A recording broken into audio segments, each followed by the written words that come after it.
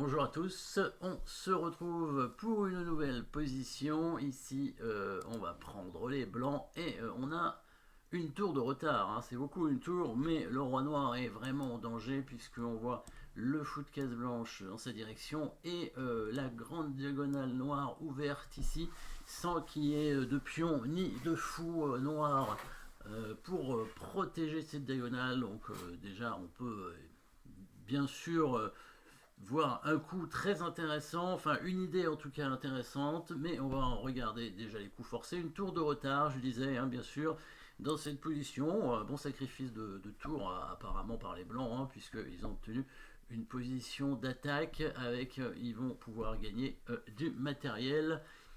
Grâce à un bon coup évidemment. Alors regardez coup forcé, un échec ici pour le fou en F6, mais ça ne donne rien puisque la dame va prendre évidemment le fou.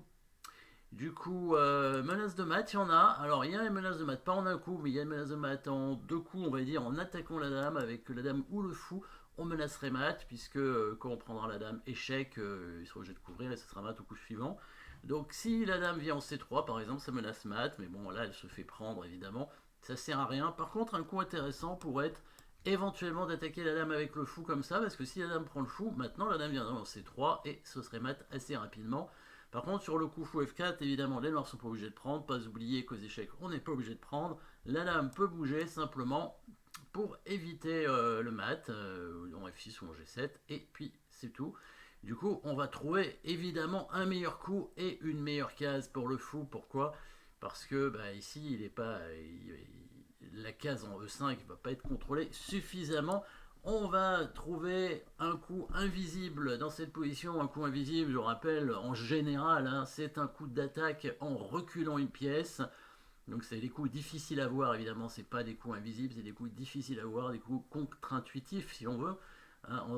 Pour attaquer, en général, on avance les pièces et c'est beaucoup plus rare d'attaquer en reculant une pièce et c'est exactement ce qu'on va faire. Et on a l'idée déjà ici avec la grande diagonale noire, donc on a vu l'idée bien entendu, donc je pense que vous avez vu le bon coup. Évidemment, le fou qui revient le plus loin possible en C1. Et oui, sur sa case de départ, il ne faudrait pas aller en D2, parce que si le fou était venu en D2, il y aurait le coup de tour D8 qui empêcherait fou C3 à cause de l'échange des tours sur échec, et après le fou serait plus protégé quand la dame va reprendre le fou. Et sur fou E3, il y aurait eu le coup de cavalier en E6 qui aurait permis de contrôler la case tout en bloquant le fou de case blanche. Donc fou C1, très souvent, le fou d'ailleurs de l'aile dame est bien placé sur sa case de départ. Euh, il a besoin de bouger pour pouvoir faire jouer la tour ici, évidemment dans le coin. La tour qui ne sert à rien ici en A8, alors que le fou en C8 est pas trop mal placé. On remarque que la tour blanche en 1 a disparu, donc finalement les blancs sont tranquilles à ce niveau-là. Donc fou C1 menace fou B2, bien entendu, il faut parer la menace, enfin il faut essayer de ne pas perdre la dame. Alors peut-être le mieux pour les noirs aurait été de donner leur dame, mais bon, ils auraient perdu, je pense, de toute façon. Alors, quel coup pourrait empêcher le fou de venir là? Alors, on peut donner le cavalier ici. Dans l'idée, s'il prend de la tour, il se fait mater. Évidemment, il ne va pas prendre de la tour. S'il prend de la dame, le fou n'est pas protégé. Par contre, il pourrait prendre avec le fou et menacer à nouveau d'amener le fou en B2. Et là, je pense que ça va mal se passer. Par exemple, il bouge la dame en G7, on va simplement mettre le fou en B2, et puis s'il met la tour en F6, on va l'attaquer comme ça. Et on devrait gagner assez facilement. Par exemple, sur tour G6, simple échange des dames, et comme la tour est clouée, on va pouvoir revenir par exemple avec la tour ici, pour créer des menaces assez fortes sur le roi.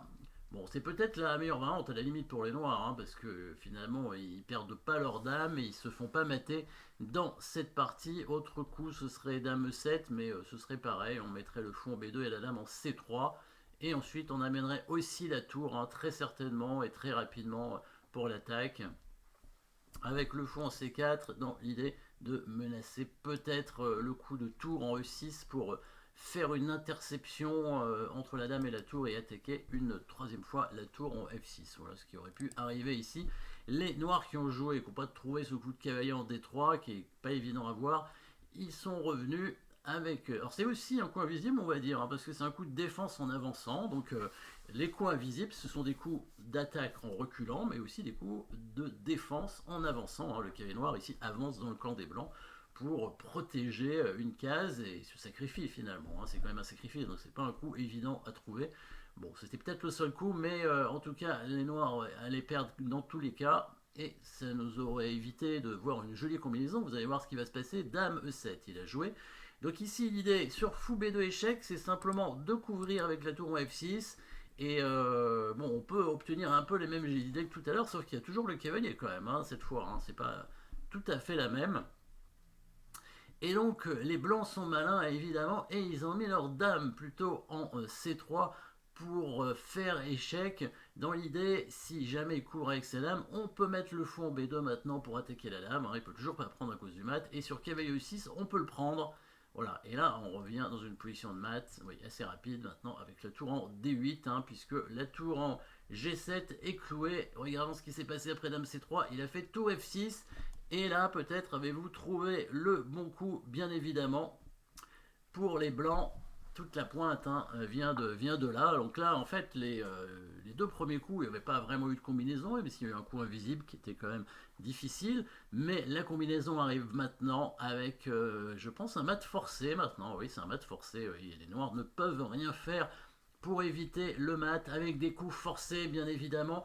Bon, il n'y a pas beaucoup d'échecs, hein, dans cette position, donc je pense que vous avez trouvé la suite. C'est un mat en 4 coups. 1, 2, 3, 4, oui, parce qu'il peut couvrir à la fin 4 coups.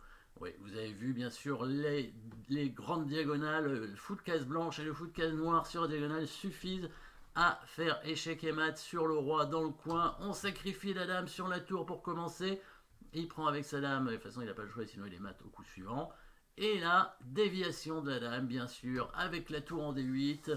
Et quand il prend la tour en D8, on amène le fou en B2 et ce sera mat au coup suivant. Il va être obligé de donner sa dame. Et on mate avec les deux fous. Voilà, les mat avec les deux fous ici. Et si la tour n'était pas prise, on n'est pas obligé de prendre comme je disais, mais s'il prenait pas la tour et il montait le roi en G7, il était mat quand même avec la tour en G8, bien sûr. On voit le fou en C1 qui contrôle la case en H6 et l'autre fou qui protège évidemment la tour avec le contrôle de l'autre case du roi noir. Donc jolie combinaison, jolie mat finale avec même au départ, hein, un joli premier coup pour les blancs, hein, un premier coup de fou qui revient à la maison, le fameux coup invisible. Merci d'avoir suivi cette position, n'oubliez pas de vous abonner et à très bientôt.